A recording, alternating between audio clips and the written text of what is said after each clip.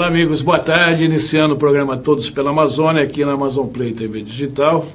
E hoje eu vou falar de um assunto que a mídia todos os dias traz aí, ou não vem como manchete ou vem como uma grande notícia. Nós vamos falar da atuação do Judiciário brasileiro, onde com a Operação Lava Jato, as operações nos estados, sempre temos notícia sobre alguma coisa negativa e positiva ao mesmo tempo. E eu estou recebendo hoje aqui um especialista no assunto, um jurista que já tem 25 anos de atuação, foi procurador federal e é professor titular da UEA, o doutor Bianor Saraiva Júnior, né, mais conhecido como doutor Bianor Saraiva, professor. Prazer tê-lo aqui, professor. Igualmente, prazer meu, Osvaldo. O artigo 2º da Constituição diz que os poderes, eles são independentes entre si, devem viver em harmonia, estou falando do Executivo, do Legislativo e do Judiciário, e tem a sua interdependência, né? O que nós estamos vendo ultimamente é que isso não está sendo seguido à risca, e inclusive outras coisas que estão previstas na Constituição brasileira. Eu queria iniciar por aí com o senhor. O que o senhor acha que está acontecendo com esse vai lá, vem cá, com essas situações que são pendentes quando chega lá na maior casa de julgamento, que é justamente que interpreta a Constituição brasileira, que é o STF? Muito bem, Osvaldo. Então, nós começamos pelo seguinte aspecto, né, com relação ao artigo 2º da Constituição, que prevê isso que você disse, que os poderes são independentes e harmônicos entre si. Veja, independentes não quer dizer que eles tenham autonomia plena. Eles são harmônicos entre si por força da Constituição. Isso quer dizer o quê, didaticamente? Que existe um critério de harmonização entre esses poderes que faz com que um fiscalize o outro para que um não se sobressaia ao outro, criando desequilíbrio. O que acontece? Infelizmente, o que nós vimos hoje no Brasil, de modo geral, é uma crise política. E essa crise política que afeta diretamente o poder legislativo acaba influenciando os outros poderes, criando um desequilíbrio nesse sistema. Então, basicamente, no Brasil, o que nós vemos isso é hoje, um desequilíbrio nesse sistema criado pela crise política que foi instalada a partir, né, das denúncias aí e do avanço até da Operação Lava Jato. A gente começou pelo STF, já que a gente começou por cima, vamos insistir um pouco nesse assunto. Eu não me lembro, eu posso estar até equivocado, devido ao volume de processos que o STF recebe diariamente, a criação dessas turmas. Então, eu estou vendo que hoje no STF separou lá a primeira turma, a segunda turma, principalmente nos casos onde estão envolvidos os nomes daqueles que têm mandato na Operação Lava Jato. E a tendência de um é totalmente diferente da tendência do outro. É a política no meio? Veja, a questão da criação das turmas, cada tribunal colegiado, segunda instância, terceira instância, STF, por ser um tribunal colegiado, geralmente os regimentos internos que são produzidos por lei, eles preveem que haja distribuição através de turmas, para que, então, se possa haver um julgamento de forma compartimentada de cada segmento, para não haver necessidade do pleno.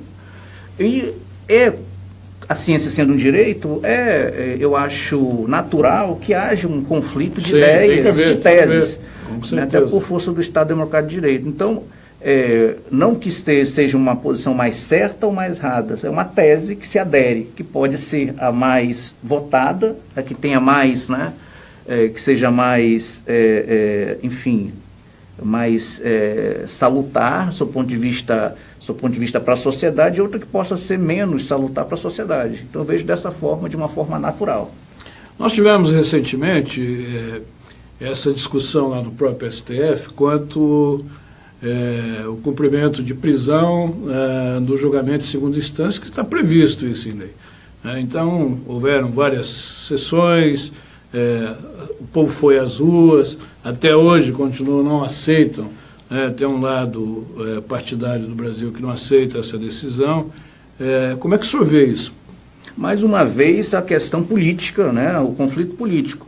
Para o direito ele encara essa perspectiva através de duas teses bem distintas. A primeira, que é a presunção de inocência, que está colocada na Constituição, que a pessoa, o cidadão, se presume inocente até o trânsito em julgado da sentença penal condenatória. Mas a segunda instância já não é um trânsito em julgado? Teoricamente, não.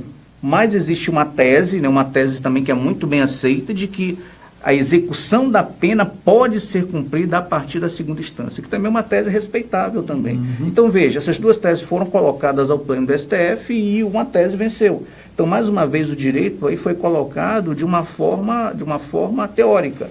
Duas posições distintas foram levadas ao pleno e o pleno decidiu.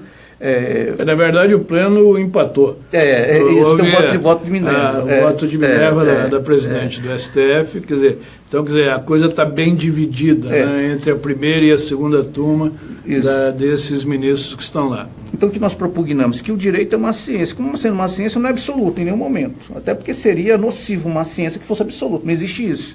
Então, vão existir teses que vão, né, com a evolução da sociedade, vão evoluindo, né, ao ponto de se sedimentarem.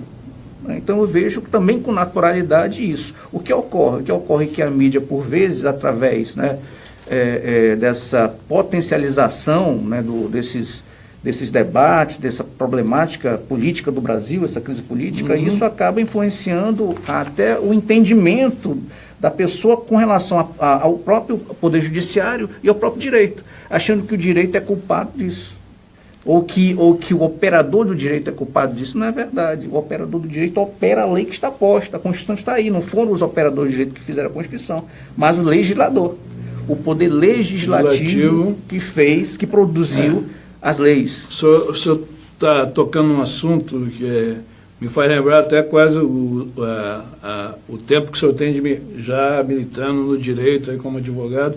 Foi mais ou menos na época da promulgação da atual Constituição, que foi em 1988, cujo relator é um amazonense, o ex-senador Bernardo Cabral.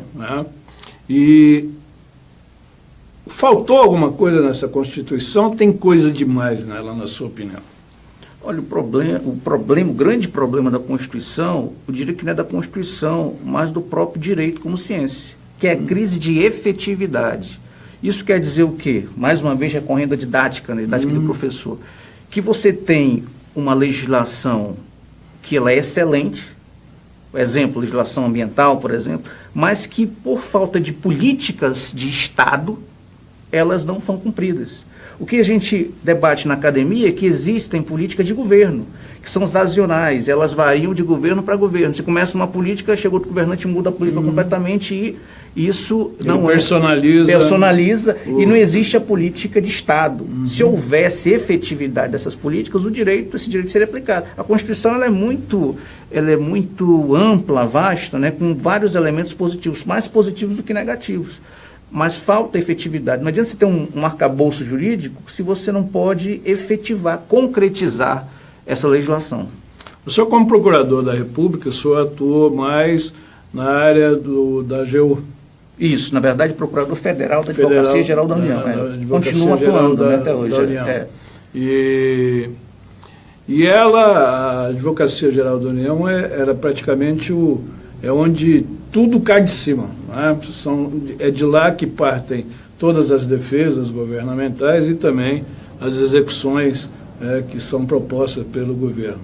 No caso dos devedores do INSS, passa pela AGU a execução ou são os procuradores do INSS que devem propor essas ações? Justamente, os procuradores do INSS, procuradores federais do INSS, pertencem à Advocacia Geral da União, a Procuradoria Geral Federal, que é um órgão de execução da Advocacia Geral da União. Então, cabe a eles executar todos os débitos, né, toda a dívida ativa da União, principalmente relacionadas às autarquias e fundações públicas.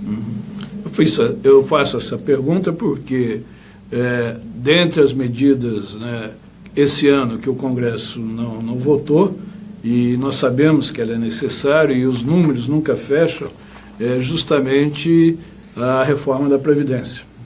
E o que se questiona que a dívida que tem com a Previdência, empresas, é bem maior do que aquilo que se cobrasse a quem deve talvez não houvesse a necessidade dessa pressa e pudesse discutir de uma forma mais ampla essa reforma da Previdência.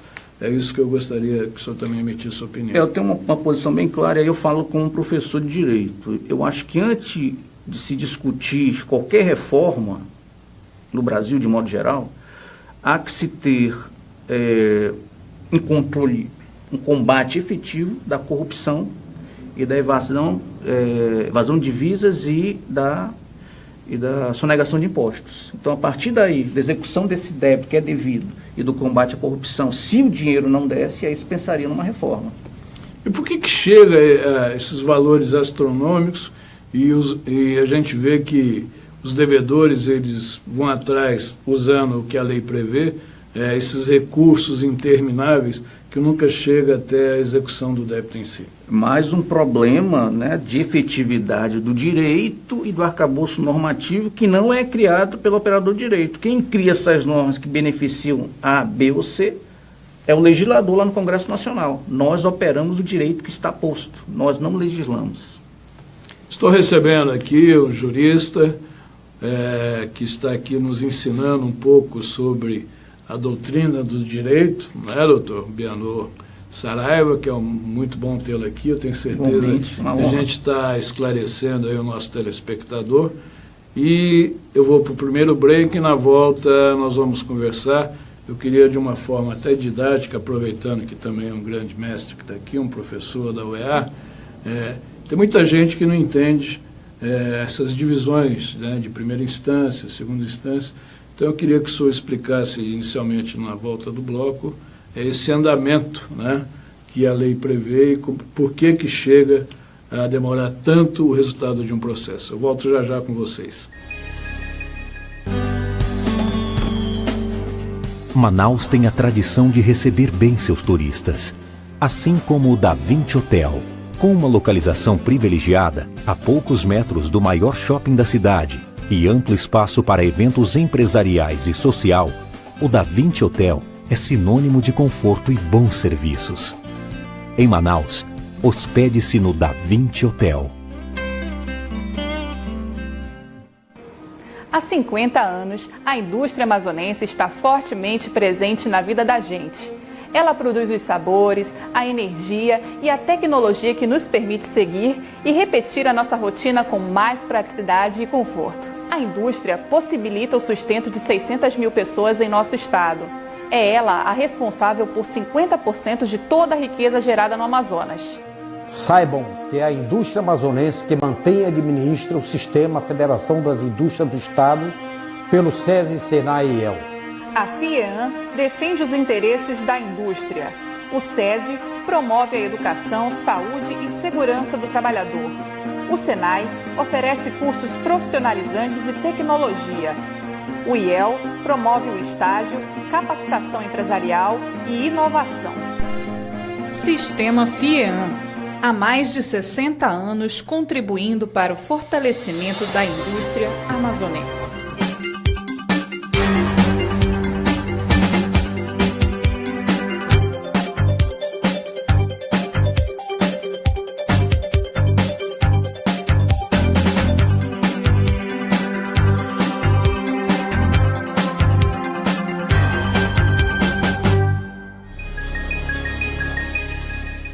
Olá amigos, estamos de volta com o segundo bloco do programa Todos pela Amazônia, aqui na Amazon Play TV Digital. Hoje nós estamos falando aqui do Judiciário Brasileiro, recebendo aqui o procurador, um professor da UEA, Dr. Bianor Saraiva, e que está aqui nos dando uma aula também sobre a eficácia e a não eficácia do direito para o cidadão brasileiro.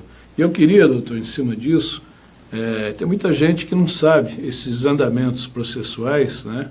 O que é a primeira instância, o que é a segunda instância, tanto a nível estadual como federal. Eu gostaria que o senhor esclarecesse a esses telespectadores que às vezes têm dúvida com isso. Muito bem, Oswaldo. Essa questão das instâncias, ela é e faz parte do sistema processual brasileiro.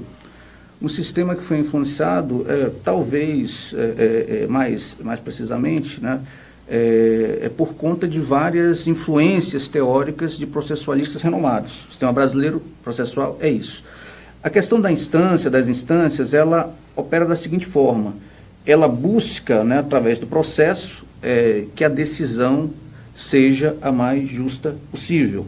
Então, quando se fala na decisão de primeira instância, nós temos a decisão que é monocrática, ou seja, apenas um juiz dá a sentença, é a sua convicção jurídica que está posta ali, dentro da convicção do que consta nos autos. Muito bem. A partir dessa decisão, então, para que essa posição do Poder Judiciário, ela busque, né, uma harmonização com o que a sociedade quer e prevê, através da prestação jurisdicional, se colocou um sistema processual no sentido de que essa decisão do juiz de primeiro grau, ou monocrática, ela possa ser revista por um colegiado de juízes mais experientes, que são, em tese, desembargadores. Então, essa decisão, e como existe a falibilidade humana, todos nós somos humanos, sim, ninguém é máquina, pode haver algum tipo de equívoco nessa decisão. Então, isso é reavaliado por julgadores mais experientes, através do colegiado. Então, isso, em tese, garante uma decisão mais firme, mais harmonizada com aquilo que a sociedade quer, atingir o desiderato da justiça. Então, o sistema, ele preza por isso. Agora, ocorre, as críticas são de que mas esse sistema demora muito, mas já é uma outra questão, o aparelhamento do Poder Judiciário, o aparelhamento estatal em todos os níveis, né? Ele está deficitário. Então, não é culpa, às vezes, se colocar por culpa do Poder Judiciário, não é isso que ocorre. Ocorre que a máquina estatal, ela padece de investimentos, de concursos públicos, né? Enfim, de um orçamento melhor para que essa prestação jurisdicional ela seja atendida a contento e o processo possa andar de uma forma mais veloz. E aí volta aquilo, a presunção da inocência. Quer dizer, o cidadão que não fica satisfeito com o resultado do colegiado da segunda instância, ele ainda pode recorrer para Brasília, que aí vão mais tempos e mais custos para se chegar a uma decisão. Esse é o caminho. O sistema processual prevê isso. Então, o correto é que esses tribunais e o Poder Judiciário fosse melhor aparelhado, com recursos, com pessoal, etc. E com certeza essas decisões seriam muito mais rápidas. O Estado do Amazonas, pelas suas peculiaridades, pelas distâncias entre um município e outro, e principalmente, né, nós temos aqui as nossas rodovias, são justamente os rios ou a parte aérea, né? Isso torna os lugares mais longes, com maior tempo para você se deslocar, para um juiz, para um promotor e até para a polícia em si, tá? Isso é uma forma de atrapalhar o preenchimento das vagas em alguns municípios, na maioria dos municípios, vamos dizer assim. Eu sei que está sendo feito um trabalho agora de preenchimento de vagas nas comarcas, mas mesmo assim encontra-se uma deficiência muito grande. Não, sem dúvida. Eu posso falar um pouco com experiência, que nós trabalhamos há uns anos atrás no combate a crimes de grilagem de terras públicas federais. Tivemos a oportunidade de conhecer vários municípios. Então você vai, por exemplo, ao município de Ipixuna, por exemplo. Para você para Ipixuna, você tem que pegar um avião de Manaus, ir para Rio Branco, Cruzeiro do Sul. Aí você vai para Guajará, que já fica no estado do Amazonas, e de lá você pega um monomotor, se tiver, ou se o rio não tiver seco, você consegue ir de barco. Então, eu já passei em Ipixuna uma semana isolado completamente, sem poder sair do município. Então, você veja, se o acesso é difícil, você imagina para a estrutura estatal. Como é que você vai aparelhar um município onde a dificuldade de acesso é tão grande como desse município, por exemplo? Então, vem aquela velha história que já comentamos antes, né? Aparelhamento, né, da máquina estatal, dotar o Poder Judiciário de estrutura, concursos públicos, um orçamento que realmente dê cabo a essas necessidades. Sem isso, não tem como você, diante dessas dificuldades, né, geográficas, né, dar acesso, né, à justiça, como diz a Constituição, a todos os cidadãos, né? Fica muito complicado. Direito de todos. De todos, né? De todos, né? E mais uma vez eu digo, a culpa não pode atribuir ao Poder Judiciário, mas a toda uma estrutura estatal, né? Do Poder Legislativo e Executivo, o Judiciário também padece da questão do orçamento também, né? Voltando assim no âmbito nacional, que serve de exemplo para cá também, o que a gente vê aí, as acusações em cima de um juiz. Né? Hoje o juiz mais falado bem e mal no país é o juiz Sérgio Moro, porque ele encabeçou, obviamente, esse processo da Lava Jato, né? Houve um número aí muito grande de condenações, de pessoas que já estão cumprindo, inclusive um ex-presidente da República. Mas as críticas todas caem em cima do juiz, e eu gostaria de que o senhor explicasse a separação dos papéis de cada um, né? Por que chega no juiz e por que ele coloca a caneta e aplica a pena. Ele não coloca a bel prazer. Né? Então eu queria que o senhor explicasse isso para a nossa população. Muito bem. No caso do juiz Sérgio Moro, que é juiz de primeiro grau da Justiça Federal lá de Curitiba. Como outros juízes isso, também. Como outros juízes no Brasil inteiro. O que acontece? Ele tem que fazer a prestação jurisdicional. Então, o processo, não ele começa o processo de ofício, ele é provocado. Alguém começou o processo. Então, o Ministério Público Federal ofereceu denúncia, um processo criminal contra os acusados. E ele, com base no processo, foi julgar. Então, a convicção jurídica dele está perfeita. E outra coisa, não pode atribuir culpa ao juiz Sérgio Moro ou qualquer outro juiz, porque o sistema prevê os recursos. Como eu falei, segunda instância, por um colegiado, desembargadores experientes, que vão reavaliar aquilo que o juiz de primeiro grau decidiu. Então, querer colocar essa pecha no único magistrado, eu acho que é um tanto quanto exagerado. Com certeza. Ele que inclusive já é conhecido aí internacionalmente, sem já dúvida, recebeu aí várias comendas e está proferindo aí diversas palestras em universidades internacionais. Extremamente profissional, extremamente capaz. Nós falamos muito da área civil, né? Vamos falar um pouquinho da área penal, vamos falar do nosso Código de Processo Penal, que ele é um pouquinho antigo, né? Necessita de reformas. Aí vem o Congresso, como o senhor disse, vem o legislador, troca-se as legislaturas, trocam-se deputados, trocam-se senadores, e a coisa continua do jeito que está. Qual a sua argumentação, qual é a sua opinião justamente sobre a aplicação do nosso Código Penal? Muito bem. Eu posso falar um pouco dessa disciplina, das duas disciplinas de um modo geral, direito penal e direito de processo penal, que sou especialista em direito penal e processo penal. O sistema penal brasileiro, o direito penal brasileiro, ele é um direito que tenta se harmonizar com aquilo que preceitua a Constituição Federal. Estado Democrático de Direito, todas as garantias fundamentais, dignidade da pessoa humana, direitos fundamentais, enfim. Ocorre que nós temos um sistema penitenciário que está completamente falido. Vide aí esses problemas nessas cadeias, nesses presídios que têm acontecido, inclusive aqui no nosso também. Outra questão... Onde o Estado está ausente, que ele não consegue controlar lá dentro. Isso. Está entregue na mão de outros. Então, a questão não é o direito penal em si. Aí, que eu já venho mais uma vez aqui reforçar, né? O problema é menos o direito e mais a política. A política pública aplicada àquele segmento. Política pública à saúde, política pública da educação, política pública ao direito penal, ao crime, ao sistema penitenciário, que não está sendo cumprido conforme prevê a legislação. O começo, meio e fim para no meio. Não chega ao fim. Não existe efetividade, infelizmente. Eu estou recebendo aqui o jurista, o Dr. Beano Saraiva, que está aqui trazendo esclarecimentos sobre diversas áreas do direito brasileiro, e começamos agora a falar do direito penal, no qual ele é um especialista, inclusive. Eu vou para mais um break e volto já com vocês para o terceiro break de Todos pela Amazônia. Até já.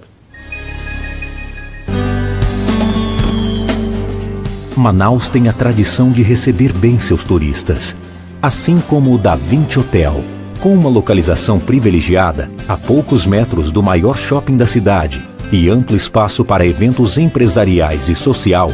O Da Vinci Hotel é sinônimo de conforto e bons serviços. Em Manaus, hospede-se no Da Vinci Hotel. Há 50 anos, a indústria amazonense está fortemente presente na vida da gente. Ela produz os sabores, a energia e a tecnologia que nos permite seguir e repetir a nossa rotina com mais praticidade e conforto. A A indústria possibilita o sustento de 600 mil pessoas em nosso estado. É ela a responsável por 50% de toda a riqueza gerada no Amazonas.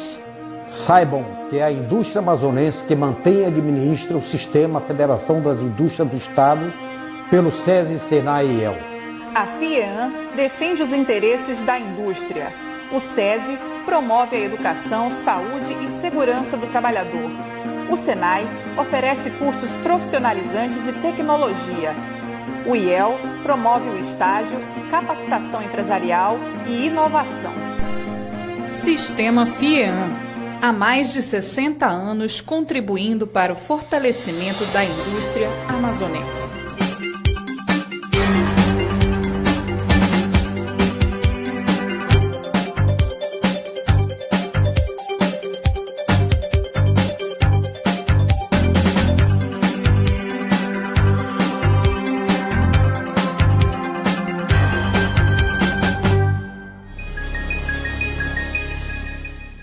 Estamos de volta com o terceiro bloco de Todos pela Amazônia, recebendo aqui o jurista e professor da UEA, Dr. Bianor Saraiva, que está aqui falando sobre o direito em si.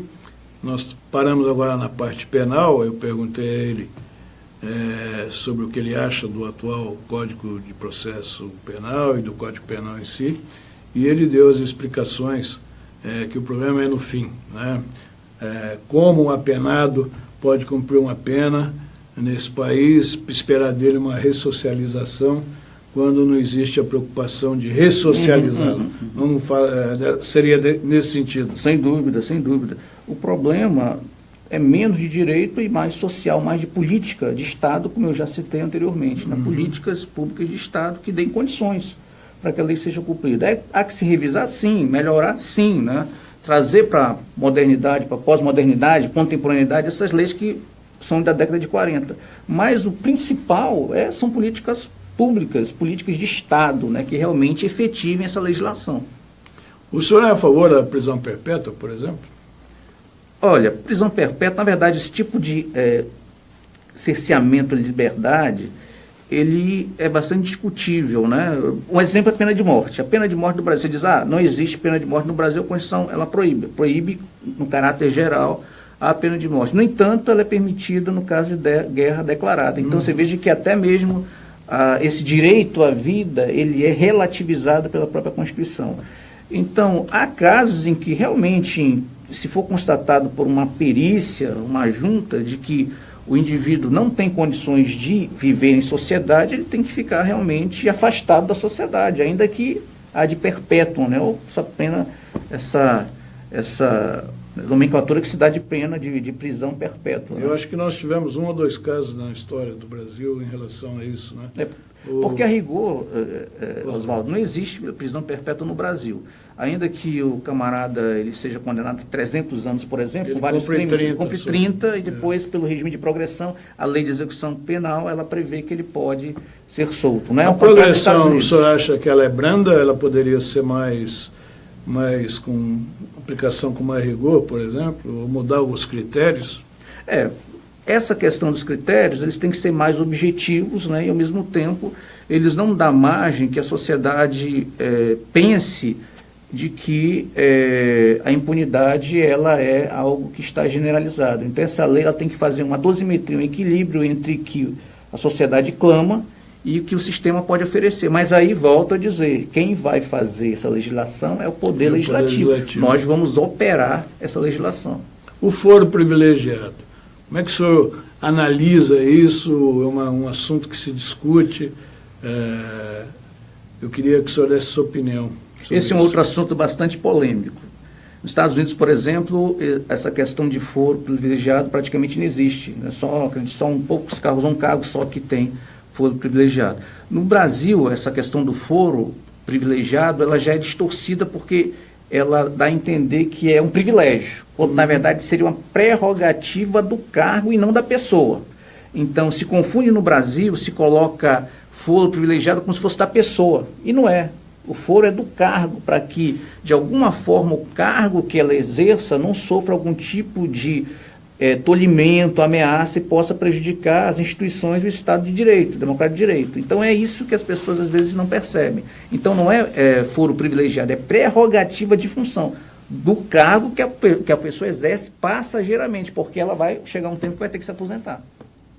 Estou recebendo aqui o Dr. Bianor Saraiva, que é professor da UEA, há 25 anos aí militando, procurador federal, e falando agora sobre direito penal, que é um assunto que a gente vê todo dia nas manchetes, porque matar ficou uma coisa muito banal nesse país, né? A banalização do assassinato de uma forma gratuita. Nesses casos de coisas hediondas, que eu fiz a pergunta anterior a essa que o senhor respondeu agora, da prisão perpétua. Será que se não endurecesse para esse tipo de crime, nós não poderíamos melhorar um pouco, diminuir essa onda de violência, para não chegar no tóxico ainda? Bom, muito bem. A questão de se agravar as penas, ela pode ter um efeito tanto positivo quanto negativo. Mais uma vez, que volta àquela mesma questão. Não adianta nós mudarmos a lei se o Estado não propiciar condições para a execução e cumprimento dessa lei, para a efetividade dessa lei. Então, o que nós temos é um problema social generalizado. A questão do tráfico de drogas, por exemplo, é uma questão que envolve uma série de aspectos da sociedade que levam a essa consecução e a essa potencialização do crime de tráfico de drogas. Agora, claro, já existe uma legislação que ela é bastante severa aos traficantes, né, ao crime de tráfico de drogas. Agora tem que se dar cumprimento a isso e o aparelhamento estatal tem que estar apto a reprimir, né, para que preventivamente esses crimes não ocorram. Recentemente, agora nós tivemos aí, principalmente na lei do motorista embriagado que causa um acidente com vítima, ele perdeu o direito à fiança na delegacia, mas ele vai para aquela primeira audiência de custódia. O juiz de custódia, ele pode arbitrar uma fiança para esse cidadão? Se é que podemos chamar de cidadão, né? Na audiência de custódia, nessa audiência está dizendo isso, ela vai oferecer elementos para que naquele momento o juiz possa aferir se ele no caso, o próprio infrator, ele preenche requisitos legais que possam deferir a ele o direito à fiança. Então, no caso concreto, dependendo do caso, é que o juiz vai decidir da melhor forma possível, né? A autoridade policial, ela tinha esse poder e foi tirado dela. E foi para o magistrado. Que, teoricamente, ele preenche, né, as condições objetivas para ferir, até porque ele que vai decidir mesmo com relação à liberdade. Né? Liberdade da pessoa. Porque esse é outro tipo de crime que em algumas regiões brasileiras tem se tornado comum. A gente assiste diariamente, principalmente aqui em Manaus, os finais de semana, o pessoal que sai, bebem e depois sai aí, de uma certa forma, ceifando vidas aí que não deveria acontecer. Eu, particularmente, sou a favor que isso deveria ser estendido ao judiciário, quer dizer, o crime tornar-se inafiançável, porque entre o culposo e o doloso, nesse caso, eu acho que a pessoa, quando ela bebe, pega uma direção e eu acho que ela já está praticando dolo, não tem culpa aí. Hoje não tem como dizer que não sabia, né? Não sabia dessa responsabilização. Então o carro ele pode se transformar numa arma. Então, à medida que a pessoa sai embriagada e dirige um carro, está pondo deliberadamente risco de vida das outras pessoas, né? E aí, na minha opinião, isso é dolo. É o chamado dolo eventual, né? Dolo eventual, né? Ele está assumindo o risco de cometer esse tipo de delito, né? Recebendo aqui o jurista Bianor Saraiva, eu vou agora para o nosso break e voltamos para o break final, para o intervalo, para o nosso último bloco. E eu vou falar de um outro assunto aqui com o doutor, que também interessa a nossa sociedade. Eu volto já com vocês. Manaus tem a tradição de receber bem seus turistas, assim como o da 20 Hotel, com uma localização privilegiada a poucos metros do maior shopping da cidade e amplo espaço para eventos empresariais e social, o Da Vinci Hotel é sinônimo de conforto e bons serviços. Em Manaus, hospede-se no Da Vinci Hotel. Há 50 anos, a indústria amazonense está fortemente presente na vida da gente.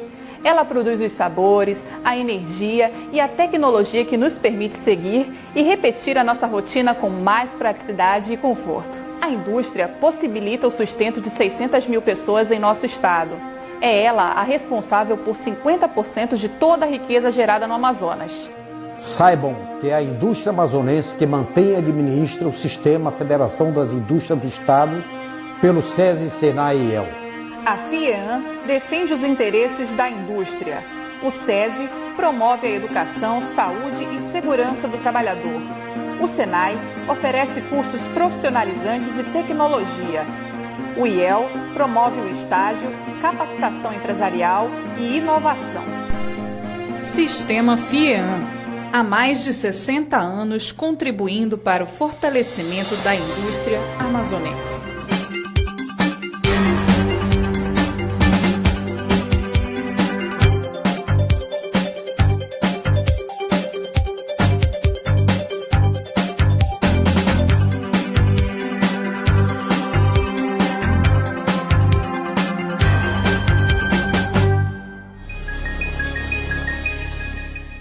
Estamos de volta com o terceiro e último bloco de Todos pela Amazônia desta semana, aqui na sua Amazon Play TV Digital, recebendo hoje um jurista que já há 25 anos milita no direito, como professor, inclusive da UEA, procurador federal.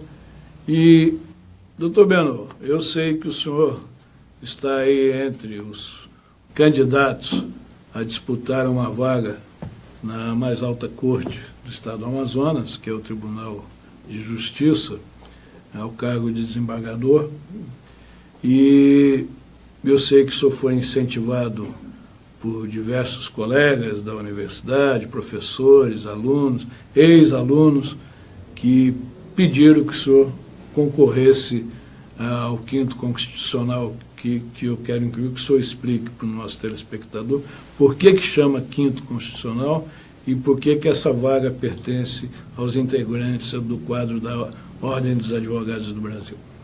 Muito bem, Oswaldo. Na verdade, eu estou honrado em poder participar desse processo, né? Ser um dos 34 candidatos ao quinto constitucional concorrendo à vaga de desembargador do Tribunal de Justiça do Estado do Amazonas. Como você falou, a mais alta corte do Poder Judiciário no Estado do Amazonas. Muito bem. Eu não me fiz de rogado, aceitei essa missão com um propósito básico, né? Colocar 3 aspectos principais que eu carrego comigo, acredito ter essas condições: experiência profissional, experiência acadêmica e, ao mesmo tempo, propostas objetivas com o desiderato de representar o quinto da advocacia junto ao TJM. E o que é o quinto constitucional? Isso que eu ia lhe perguntar. A Constituição Federal, ela criou um sistema nos tribunais colegiados de segundo grau, em que ele seria um sistema híbrido na composição desse colegiado. Então, 3/5 da composição desse colegiado pertence a juízes, magistrados de carreira, aqueles que fazem concurso para ingressar na magistratura desde o início. 1/5 dessa composição a membros do Ministério Público, ingressos também na carreira do Ministério Público. E mais 1/5 para aqueles que militam na advocacia. Na verdade, o sistema híbrido, ele leva essa perspectiva, tanto do Ministério Público quanto da advocacia, para dentro do colegiado do tribunal. Ou seja, uma representação da sociedade de uma forma mais abrangente. Buscando o quê? O desiderato da justiça, né? Justiça, harmonização desses atores, né, no âmbito dessa cadeia jurídica. O senhor falou aí de propostas que o senhor tem nos 3 itens, né, pela experiência acadêmica, experiência profissional, e a terceira são novas propostas que o senhor tem para propor lá a mais alta corte. O senhor poderia citá-las, por favor? Muito bem. A nossa primeira proposta objetiva é levar essa perspectiva, em primeiro lugar, acadêmica para dentro do tribunal. Então, levar, né, o conhecimento aos alunos do curso de Direito, de modo geral, como funciona o Tribunal de Justiça e a que compete o desembargador fazer dentro do tribunal. Então, o primeiro aspecto é esse. O segundo aspecto objetivo também é, na verdade, propugnar pela sedimentação das prerrogativas do advogado no âmbito dos tribunais, ou seja, dar amplo acesso. Outra proposta que nós colocamos periodicamente, ou de 3 em 3 meses, fazer reuniões com representantes da OAB para saber dos anseios, né, da classe. Não existe, a lei fala, é clara, não existe hierarquia entre a magistratura, Ministério Público e a advocacia. Os 3 trabalham, são atores que trabalham, são funções essenciais dentro do aspecto da justiça, de modo geral. Então, não existe hierarquia. Então, isso não pode ficar, não pode restar sombra de dúvida com relação a isso. Então, o nosso olhar dentro do tribunal será esse: portas abertas aos advogados, amplo diálogo, discussão, também a perspectiva acadêmica da universidade, né, no aspecto jurídico dentro do tribunal, essa democratização, esse livre acesso. Então, isso são propostas, não só propostas, mas compromissos que eu assumo publicamente. Então, o senhor se sente preparado para essa função? Graças a Deus, eu me propus a ser candidato, não por uma aventura, mas lastreado por um currículo, por uma trajetória profissional e por propostas objetivas. Mesmo fazendo uma campanha modesta, graças a Deus temos tido uma receptividade muito grande e nós esperamos, se Deus quiser, poder lograr êxito nessa jornada. Eu sei que como o doutor Benhor disse, são 34 candidatos que concorrem a essa vaga, e essa eleição é disputada são 3 etapas, né? Então, no próximo dia 26, é isso? 26 de maio, a OAB realiza a eleição, em que os advogados que estão em dia com a Ordem dos Advogados do Brasil, Seção Amazonas, têm direito a voto, onde qualquer um poderia ter sido candidato, né, de todos os membros da OAB local, e 34 firmaram sua posição, colocaram seu nome à disposição. Então, o resultado dessa eleição depois da apuração, são 6 nomes escolhidos nessa primeira etapa, é isso? Muito bem. O processo foi deflagrado de forma democrática. Então, os colegas advogados irão votar nessa lista de 34 colegas, né, ilustres colegas também, candidatos. Os 6 mais votados, essa lista sêxtupla, será encaminhada, então, ao presidente do Tribunal de Justiça do Estado do Amazonas, que colocará em votação ao Pleno, que extrairá dos 3 uma lista tríplice. E esses 3 mais votados serão encaminhados, então, ao governador, que irá indicar, dentre os 3, aquele que será o novo desembargador, representando o 5º da OAB. Nessa fase não há necessidade de ser o mais votado? Não há necessidade de ser o mais votado, basta figurar entre os 6. Os 6. Os 6 na OAB, no primeiro momento, entre os 3 no tribunal, e esses 3 também não há necessidade de ser mais votado ou não. O governador escolhe entre os 3 a seu critério. Isso ocorre só no Brasil ou em outros lugares do mundo? Não é na mesma forma na indicação de um ministro do STF, por exemplo, né, que é o presidente da República, que isso é normal nos demais países ou só aqui no Brasil que nós temos isso? Cada país ele tem as suas peculiaridades. Então, nos Estados Unidos há estados em que um juiz, por exemplo, ele é eleito. Tanto o procurador de justiça como o juiz, eles são eleitos. Há países que se faz o concurso público, né? E outros, na minha opinião, é o mais correto. Em outros critérios, nosso critério é um tanto quanto misto, né? Porque ele, ao mesmo tempo, ele usa, por exemplo, o STF, a indicação para o presidente da República indica ao STF aquela pessoa que seja, no seu juízo, preparado para aquela função. Não precisa fazer concurso público, né? Já no caso da magistratura, de modo geral, pelo menos em primeira instância, é a obrigação do concurso público. Mas para os colegiados, a Constituição prevê essa inserção dos quintos constitucionais.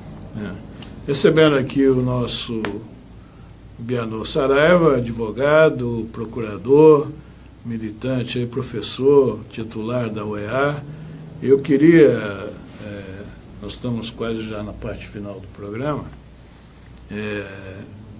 que o senhor se dirigisse aos nossos telespectadores e desse a sua mensagem, e principalmente aqueles colegas que devem estar assistindo o nosso programa, e com certeza estarão assistindo, sobre essa sua condição de um candidato à vaga do 5º no TJ do Amazonas. Muito bem, primeiro eu queria agradecer a você, Oswaldo, pela oportunidade, agradecer mais uma vez aqui, é uma satisfação imensa a sua experiência, a sua competência, e dizer o seguinte, que eu me propus a ser candidato lastreado em aspectos objetivos. Repito, currículo, experiência e propostas. E essa experiência e esse currículo eu coloco à disposição dos colegas para que avaliem de forma objetiva e escolham o melhor candidato. Eu estou à disposição e o compromisso meu público é fazer o melhor em termos de representatividade aos advogados do Estado do Amazonas dentro da nossa corte, do Tribunal de Justiça do Estado do Amazonas. E eu conto com o apoio e com seu voto. Muito obrigado. Ok. Nós tivemos aqui a presença do professor doutor procurador Bianor Saraiva, que traz uma experiência de 25 anos militando no direito e que colocou o seu nome para apreciação dos seus colegas advogados aqui do Amazonas para ser indicado à lista que vai para o Tribunal de Justiça e posteriormente ao governador do estado para ser o mais novo membro do TJ do Amazonas como desembargador.